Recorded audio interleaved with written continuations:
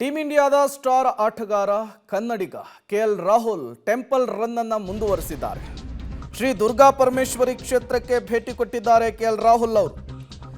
ಪತ್ನಿ ಅತಿಶಾ ಶೆಟ್ಟಿ ಜೊತೆಗೆ ಭೇಟಿ ಕೊಟ್ಟು ದೇವರ ದರ್ಶನವನ್ನು ಪಡೆದಿದ್ದಾರೆ ಕೆಎಲ್ ರಾಹುಲ್.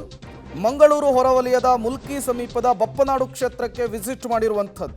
ವಿಶೇಷ ಪೂಜೆಯನ್ನು ಸಲ್ಲಿಸುತ್ತಾರೆ ಕೆಎಲ್ ರಾಹುಲ್ ದಂಪತಿ. ದೇವಸ್ಥಾನದ ವತಿಯಿಂದ ರಾಹುಲ್ ದಂಪತಿಗೆ ಗೌರವ ಸಲ್ಲಿಕೆಯಾಗಿದೆ. ಕಳೆದ ಬಾರಿ ಕೂಡ ಫಾರ್ಮ್ನಿಂದ ಬಳಲ್ತಾ ಇದ್ರು ಕೆಎಲ್ ರಾಹುಲ್ ಅವರು. ಅದಾದಮೇಲೆ ಇದೇ ರೀತಿ ಟೆಂಪಲ್ ರನ್ ಮಾಡಿದ್ರು. ಅದಾದಮೇಲೆ ಬ್ಯಾಕ್ ಟು ಬ್ಯಾಕ್ ಸೆಂಚುರಿ ಸಿಡಿಸಿದ್ರು.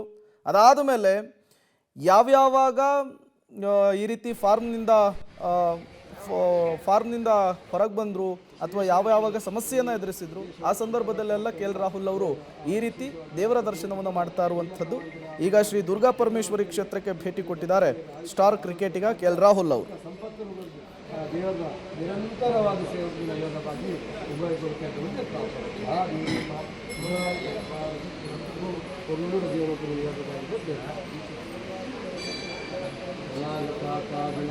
ಪರಿಪೂರ್ಣ ಪಾರಾಯಣಿ ಸರ್ವಸ್ಥಾತ್ಯರೇ ದೇವಿ ನಾರಾಯಣಿ